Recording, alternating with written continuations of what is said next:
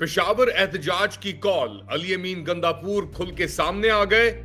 दूसरी जानिब 8 सितंबर को पाकिस्तान तहरीक इंसाफ महमूद खान अचकजई और अख्तर मेंगल के मुल्क भर में पहिया जाम हड़ताल में शिरकत करेंगे और फस्तायत के लिए एक तोहफा और इनाम। हम बताएंगे कि अमेरिका में एशिया सोसाइटी ने पाकिस्तानी फैशिस्ट को किस तरीके से अपना 2025-26 का फेलो नामजद किया। लेट अली शो यू के इस एपिसोड में आप सबको खुशामदेद। Do like, subscribe and share this content. बात शुरू करते हैं पेशावर में जो कॉल्स दी जा रही थी इमरान खान की ट्वीट के बाद कि जी एक बहुत बड़ा इजलास किया जाए जहां पे सूबे की सूरत हाल को डिस्कस किया जाए, जहां पे बाजोड़ के अंदर जो मिलिट्री ऑपरेशन जारी है उसकी बात की जाए और एक एहतजाजी मौकफ बनाया जाए कि आगे क्या रद्द अमल होगा। इसको लेकर अली अमीन गंदापुर चीफ मिनिस्टर खैबर पख्तूनख्वा ने अपना एक वीडियो स्टेटमेंट शाये किया है।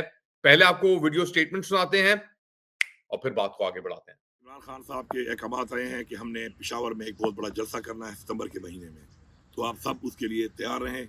और चूँकि खान साहब ने कहा कि सैलाब के हालात चल रहे हैं, तो उसके सैलाब के हालात को देखते हुए डेट रखनी है।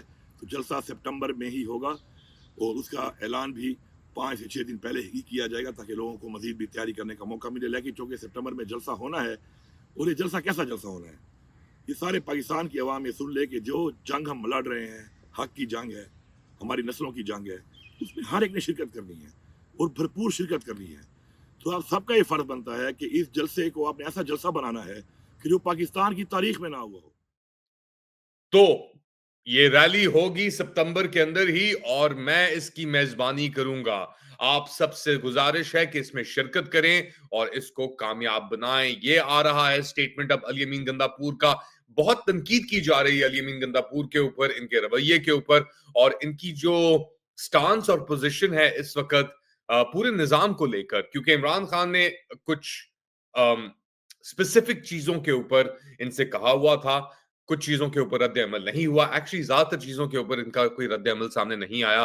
स्पेशली जब बात की गई कि केपी का जो बजट है उससे मुशावरत के बगैर उसे पास ना किया जाए, टेबल ना किया जाए। टेबल भी हुआ, पास भी हुआ और फिर तनकीद भी हुई। अली अमीन गंदापुर की position, I don't think anybody would want to be in this position, क्योंकि एक तरफ तो पेशावर कोर कमांडर का घर है और दूसरी तरफ वजीर आला की पोजीशन है और दोनों पोजीशंस के बीच में अली अमीन गंदापुर फंसे हुए हैं। इनकी क्या इज्जत अफजाई होती है कोर कमांडर पेशावर के हाथों, उसकी तफसीलात हमारे पास मौजूद है, मगर हम उसकी तफसीलात आप तक फिलहाल तो बयान नहीं कर सकते। मगर आप खुद ही अंदाजा लगा सकते हैं कि तशरी इनकी जिस तरीके से होती है वो फिर आगे जाके खालिद सुपारी के अल्फाजों से जो निकलती है उसकी वजह है। क्योंकि खालिद सुपारी अली अमीन गंदापुर का उसके गर्दन के ऊपर एक पट्टा लगा हुआ है और वो जब भी अपना ऊपर से कुछ डंडा आता है बॉस को तो फिर कुत्ते तो भौंकेंगे ही। तो यही हिसाब है खालिद सुपारी का और वो लोग जो इर्द गिर्द हैं इस वक्त अली अमीन गंदापुर के।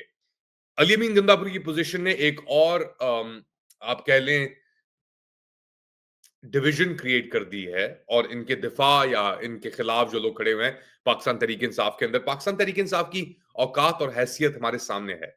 ये ग्रुप बिल्कुल ही एक लावारिस किस्म का ग्रुप है। इसका जो बानी है उसको 2 साल से जायद एक तशद्दुद का शिकार बनाया गया है। बेसिकली कट ऑफ करके, आइसोलेशन में रख के, हर किसी से उसको राब्ता या उसके अपना राब्ते ना जारी रख के, उनमें से एक शख्स है अली अमीन गंदापुर। अब इत्तलात के मुताबिक अली अमीन गंदापुर से जो बातें की कही गई उसके ऊपर अमल सही तरह नहीं किया गया। जहां पे अमल किया गया वहां पे पता नहीं कितनी पहाड़ियां वापस उबूर करके वापस भी आना पड़ा according to the self proclamation. और अब बड़े लोग एक्सपोज भी हुए हैं। अली अमीन गंदापुर के साथ कौन कौन लोग खड़े थे? फॉर एग्जाम्पल मरवत, शेर Afzal Marwat, complete disaster and an implant. Mashal Yousafzai, another complete disaster और एक जुनता इम्प्लांट. सनम जावेद, जिनकी गिरफ्तारियां, रिहाइयों का सिलसिला तो चलता रहा है, वो भी अब एक तरीके से बेनकाब हो गई हैं इस पूरे मरहले इस सिलसिले के अंदर.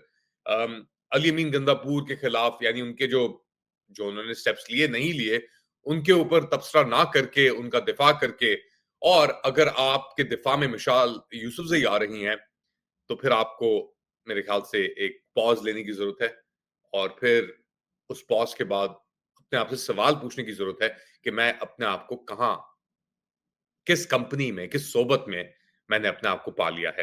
तो ये सवाल तो जारी रहेंगे अली अमीन गंदापुर के लिए भी, सनम जावेद के लिए भी, और वो दीगर और लोग जो इमरान खान की रिहाई के ऊपर कम फोकस है, और इंटरनल आर्ग्यूमेंट्स, कीचड़ उछालना अलीमा खान के ऊपर, बहन के ऊपर जो अभी तक लड़ रही है अपने भाई के लिए, रुक नहीं रही वो.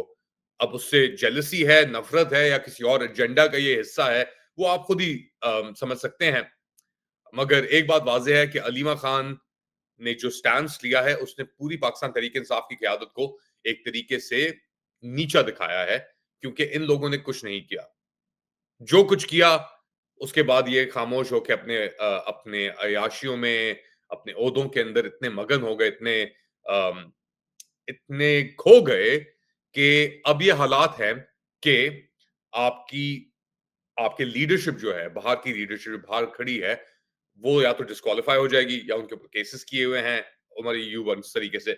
और कोई ऐसा शख्स नहीं है पाकिस्तान तहरीक इंसाफ की उस लीडरशिप क़यादत के अंदर जो भी वाज़ेह है, जो एक स्टैंड ले सके, जो स्टैंड को फॉलो थ्रू भी कर सके. अब बातें करना आसान है, ऑब्वियसली. जिस बंदे पे गुजर रही होती है, जिस सूरत हाल का सामना पाकिस्तान तहरीक इंसाफ को करना पड़ा है, इसकी क़यादत को, इसके कारकुनान को, इसके एग्जाम्पल्स हमारे सामने बहुत कम मिलेंगे हमें, कि इतना अपने आप को मजबूत रखना ऐसी सिचुएशन में, हर कोई तो इमरान खान नहीं हो सकता, राइट? जो लोग बाहर भी आए हुए हैं, या निकल के मिलिट्री ट्रायल सफर करके आए हैं, उनके ऊपर भी तनकीद की जा रही है कि भाई आप किस रास्ते पे चल गए हैं आप लोग. तो सवालात बहुत हैं, और शायद इसीलिए इमरान खान ने महमूद खान अचकजई को नॉमिनेट किया है कि इन केस उमर अयूब खान को दस्तबरदार कर दिया जाए पार्लियामेंट से, केसेस के बाद उनके ऊपर जो चार्जेस लगे हैं, सेंटेंसिंग जो उनकी हुई है उसके ऊपर.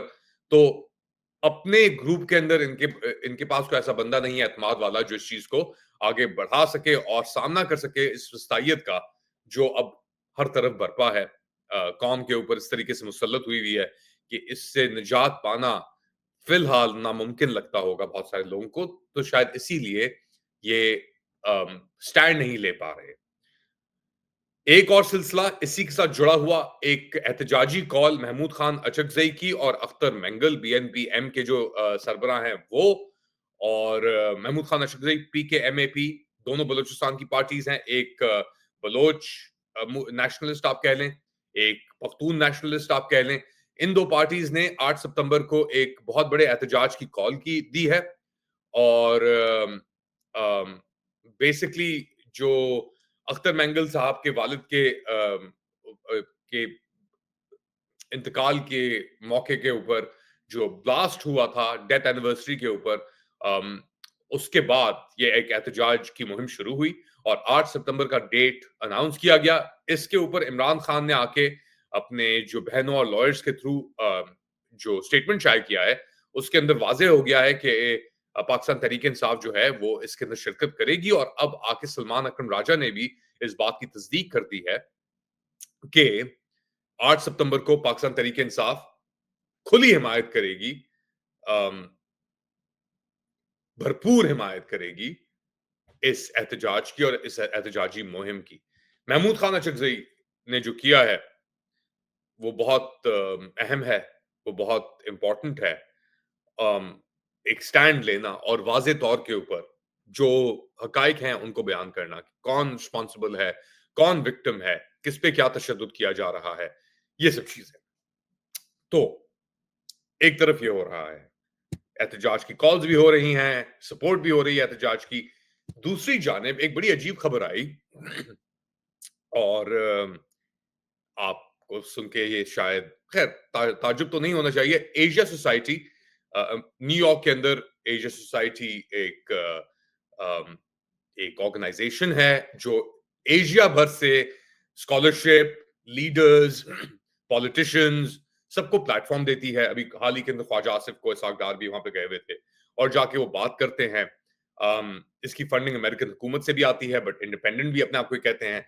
इन्होंने अपने एशिया 21 नेक्स्ट जनरेशन फेलोज 2025 की लिस्ट के अंदर 30 लोगों की लिस्ट के अंदर एक बड़ी अहम शख्सियत जो पाकिस्तान के पंजाब के सूबे के अंदर फस्तायत की एक तरीके से बहुत अहम अहलकार थी, उनके ताल्लुकात भी हैं हमारे field marshal general Asim Munir से। उसके अलावा वो अपेरेंटली मोहसिन नकवी छोटा पी की भी रिलेटेड हैं। उनको क्लास ऑफ 2025 के अंदर एशिया 21 नेक्स्ट जनरेशन फेलोज के अंदर नामजद किया गया है। जी हां, मैं बात कर रहा हूं सैयदा शेहरबानो नकवी की। और सैयदा शेहरबानो नकवी जो हैं ये असिस्टेंट सुपरिंटेंडेंट हैं पंजाब पुलिस की और 48 कॉमन के अंदर इनका शुमार होता है। मगर हम इन्हें जानते हैं कि इन्होंने जो फस्तायत की, इन्होंने जो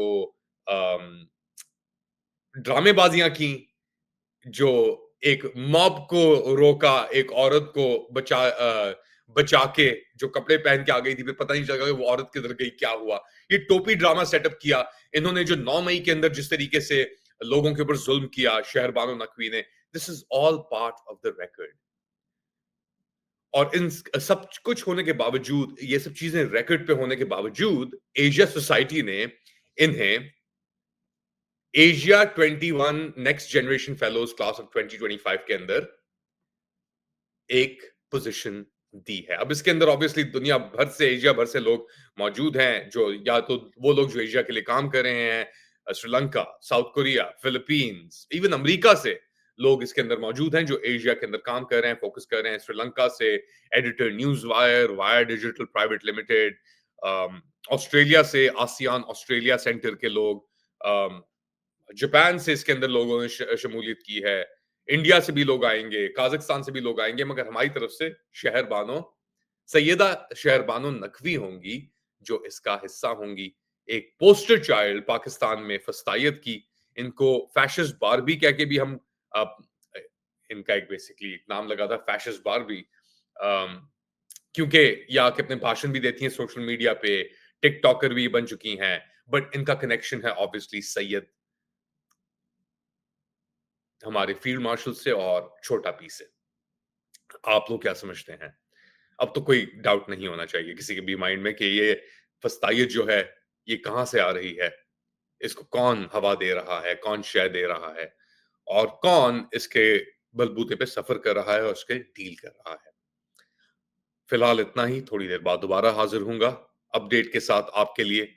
तब तक के लिए अपना ख्याल रखें। Do like, subscribe and share this content. Let Ali show you, press the bell icon. Take care.